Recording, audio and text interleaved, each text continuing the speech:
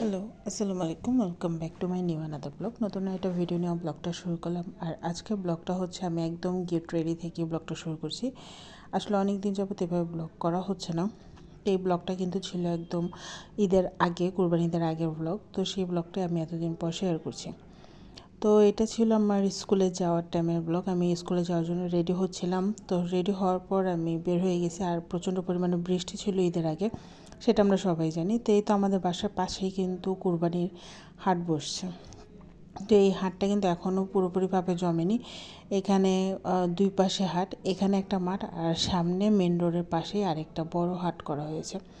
তো আমি আম্মু অসুস্থ থাকার কারণে কিন্তু 1 মাস আমি আমাদের বাসায় ছিলাম। তো তখন আমার স্কুলে আমি আমার বাসা থেকেই যাতায়াত করতাম।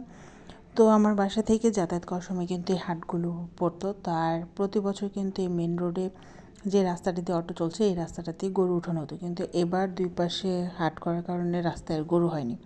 যেহেতু স্কুলে আসলাম, আসার পর আজকে আমাদের স্কুলের রেজাল্ট দিচ্ছে, প্রথম শ্রেণী পরীক্ষার রেজাল্ট। তো সেই রেজাল্টের জন্য আমরা সবাই যখন একসাথে জড়ো হলাম, ঠিক ওই টাইমেই স্কুলে প্রচণ্ড পরিমাণে বৃষ্টি হচ্ছিল। আর এই বৃষ্টি দেখেই সবাই মিলে আমরা প্ল্যান করলাম যে আমরা খিচুড়ি খাবো। তো যেরকম প্ল্যান করেছি সেরকমভাবেই আসলে হুটহাট করেই আমাদের আয়োজনটা করা হয়। তো সবার বাসা থেকে আমরা মিলেঝিলে খিচুড়ির জন্য চাল আর ডাল নিয়ে আসি। তো যে যেভাবে পেরেছে সেভাবেই খিচুড়ির জন্য চাল আর ডাল নিয়ে আসছে। তো আমি কিন্তু শুটকি ভর্তা নিয়ে এসেছিলাম। তো এখানে কিন্তু খিচুড়ির জন্য আলু আর পেঁয়াজ রেডি করা হয়েছে। আর আমাদের ম্যাম এখানে গরম মশলার সাথে তার গাছের বোম্বাই মরিচ নিয়ে আসছে। বোম্বাই মরিচগুলো কিন্তু খুব ভালো লাগে আমার কাছে খেতে, খুব সুন্দর ছিল আর গ্রানটাও খুব সুন্দর ছিল। তো এখানে কিন্তু লবণ ছিল, হলুদ ছিল আর মরিচ ছিল। এগুলো আবার আমাদের স্কুলের অন্য এক টিচার, ওনাকে বলা হয়েছে, তখন ওনাকে ফোন করার পর উনি বাসা থেকে এগুলো পাঠিয়ে দিয়েছে। আর আমাদের স্কুলে যে হেড স্যার, ওনাকে ফোন করার পর উনি এই বাজারগুলোর সাথে তেল পাঠিয়ে দিয়েছে। তো হঠাৎ করে আসলে প্ল্যান করে আমাদের এই প্রোগ্রামটা করা। তো হঠাৎ প্ল্যানে কিন্তু আসলে অনেক মজা হয়। তো এখানে আমরা সব চালগুলোকে একটা হাঁড়িতে নিয়ে নিলাম। তো হাঁড়িটাও আমাদের এক ম্যাডাম ওনার বাসা থেকে এনে দিয়েছে।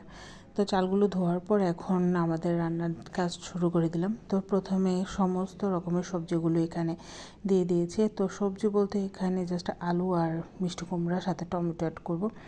যেহেতু হঠাৎ করে আসলে প্ল্যান করা, তো সেরকমভাবে সবজি আয়োজন করা হয়নি। তো এখানে আলুগুলো কাটার পর এগুলো দেওয়ার পর আমরা পেঁয়াজগুলো দিয়ে দিলাম।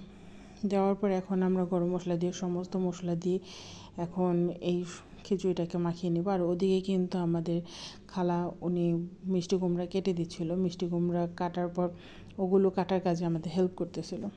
তো এখানে এই যে হলুদ, মরিচের গুঁড়া সব কিছু দিয়ে চালটাকে মাখানো হচ্ছে। আর এটা ছিল আমাদের ক্লাসের সামনে একটা গোলাপ গাছ। আর বৃষ্টির পর কিন্তু এই গাছের ফুলগুলো কিন্তু খুব সুন্দর লাগছিলো। একটু বৃষ্টি ভেজার মধ্যে ফুলগুলোকে খুব সুন্দর লাগছিলো। তো যাই হোক, আবার ক্লাসে চলে আসে আর বৃষ্টি কিন্তু অলরেডি কমে গেছে। তো এখানে আমার বানানো ভর্তাগুলো একটু সবার সাথে শেয়ার করছিলাম। আমি এনেছিলাম শুটকি ভর্তার সাথে পেঁয়াজের ভর্তা, সেটা আবার আমাদের হেড স্যার বলেছিল। আর হেড ম্যাম তার বাসা থেকে এনেছিল এখানে ডাল বড়া করার জন্য ডাল বাটা, আর সাথে আদা রসুন নিয়ে আসছিলো। তো সব কিছু মিলিয়ে আমরা খুব সুন্দরভাবে গুছিয়ে নিয়েছিলাম। তো এখানে যে খালা মিষ্টি কুমড়া কেটে দিয়েছিলো, তো মিষ্টি কুমড়ার পিসগুলি কিন্তু একটু মোটা মোটা করতেছিলাম। আর আজকের খিচুড়িটা কিন্তু একটু পাতলা খিচুড়ি হবে। আর এই খিচুড়ি রান্না করতে আমাদের হেল্প করতেছিল আমাদের স্কুলে আরেকটা টিচার। তো ওই ম্যাম যখন এগুলো সব গোছাচ্ছিল, আমি সাথে দাঁড়িয়ে এগুলো সব ভিডিও করতেছিলাম। তো আমার কাজ হচ্ছে যে কোনো জায়গায় যে ভিডিও করা। তো আমি ওনাদের সমস্ত রেসিপিগুলো ভিডিও করে নিয়েছিলাম। তো এই তো টমেটোগুলো দিয়ে দিছে, সাথে মিষ্টি কুমড়াগুলো দিয়ে এখন উনি মাখাজাখা করে নিল। আর এখন সর্বশেষে দিয়ে দিল লবণ।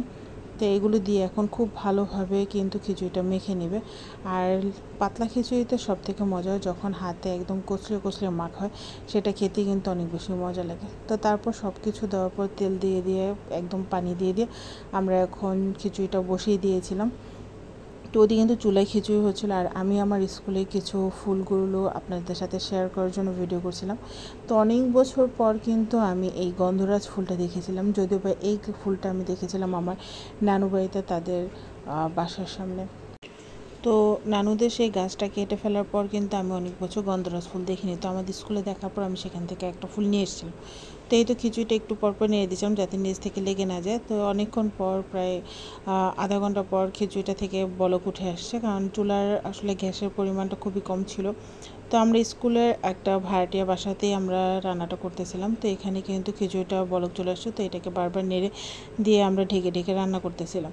তো আমরা প্রথমে এসে এসে একটু একটু দেখতেছি, দেখার পর তারপর আবার বাহিরে যে সবাই মিলে একসাথে আড্ডা দিচ্ছিলাম, ছবি তুলতেছিলাম। তো এই তো আমাদের খিচুড়ি রান্নাটা শেষ। আর খিচুড়ি রান্না করতে কিন্তু আমাদের প্রায় 1.25 ঘন্টার মতো সময় লেগেছে, 1 ঘন্টার মতোই সময় লেগেছে। তো খিচুড়িটা দেখে খুব সুন্দর একটা গ্রান আসতেছিল। তা আমি এখানে আবার একটু ম্যাজিক মশলা অ্যাড করে দিয়েছিলাম, আমি নিয়ে এসেছিলাম দোকান থেকে কিনে এনে আমি এটা অ্যাড করে দিয়েছিলাম। এটা খেতেও কিন্তু খুব মজা। তো আমি আসার পর দেখলাম যে ম্যাম এখানে অলরেডি ডালের বড়াটা বসিয়ে দিয়েছে। তো এই ডালের বড়াটা থেকেও খুব সুন্দর একটা গ্রান আসতেছিল। পরে শুনি যে হেড ম্যাম এখানে গরুর মাংস মশলা অ্যাড করছিল, যার কারণে কিন্তু এটা গ্রানটা খুব সুন্দর আসতেছিল। তো এখানে ম্যাডাম কিন্তু ডালের বড়াটা রেডি করতেছিল, ভাজতেছিল, আমি পাশে দাঁড়িয়ে ভিডিও করতেছিলাম। আর এবার আমি ম্যাডামকে একটু সাথে সঙ্গ দিয়েছিলাম। তো এই তো খিচুড়ি রান্না শেষ, একদম লাস্ট ফিনিশিংয়ে একটা লাড়া দিয়ে তারপর এটাকে ঢেকে রেখে দিয়েছিলাম যতক্ষণ পর্যন্ত ডালের বড়াগুলো ভাজা না হচ্ছে, আসলে ততক্ষণ তো খাওয়া হচ্ছে না। তো এখানে কিন্তু ডালের বড়াগুলো, সমস্ত বড়াগুলো ভাজা হয়ে গেছে, একটু লাল লাল করে মুচমুচে ভেজে নিয়েছিলাম। আর ডালের বড়াগুলো সব কিছু একদম পারফেক্ট ছিল, কালারটাও কিন্তু খুব সুন্দর ছিল। তো এখানে কিন্তু আমাদের রান্নাবান্না প্রায় শেষ। আর ওইদিকে ম্যাডামরা তাদের থেকে আনা যে শসা, যে লেবু যেগুলো ছিল সেগুলো খালা কেটে দিচ্ছিল, সেগুলো কেটে খালা রেডি করে দিচ্ছিল। তো এই তো আমাদের রান্না শেষ। এখন আমরা সমস্ত কিছু নিয়ে হাঁড়ি নিয়ে আমরা ক্লাসরুমে চলে গেছি, চলে যে আমরা সেখানে খাওয়া দাওয়া করবো। আর আমাদের সাথে একটা গেস্ট ছিল, সেটা ছিল আমাদের এক ম্যামের ভাতিজা। তো ওকে আমরা আগে খেতে দিয়েছিলাম, কারণ ছোট বাচ্চা মানুষ, ওর বেশি এক্সাইটমেন্ট ছিল, তো সেজন্য ওকে আগে খেতে দিয়ে দিয়েছিলাম। তারপর আমরা আমাদের খাবারগুলো রেডি করে নিয়েছিলাম, এখানে খালার জন্য বেড়ে দিয়েছিলাম, যেহেতু এই ব্লগটা করা হয়েছিল একদম আমাদের শেষ ক্লাস 2 তারিখে।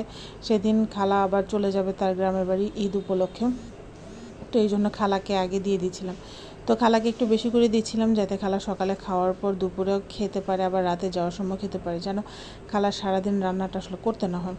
তো এখানে সবার প্লেটে প্লেটে বেড়ে দেওয়া হচ্ছিল, আর সাথে 2 পিস করে ডালের বড়া ছিল। তা আমরা প্রথমে আমাদেরগুলো রেডি করে নিয়েছিলাম, আর ওইদিকে আমাদের হেড স্যার আসার কথা ছিল, উনি আসেনি, তো ওনারটাও আলাদা একটা বক্সে করে আমরা রেডি করে নিয়েছিলাম। তো এখানে এই তো আমাদের প্লেট সাজানো হয়েছে, আমরা শসা লেবু দিয়ে প্লেটটা সাজিয়েছিলাম, 2 পিস বড়া ছিল, সাথে ভর্তা। ভর্তা আনলিমিটেড ছিল, ভর্তা সবার যতটুকু ভালো লেগেছে নিয়েছিল।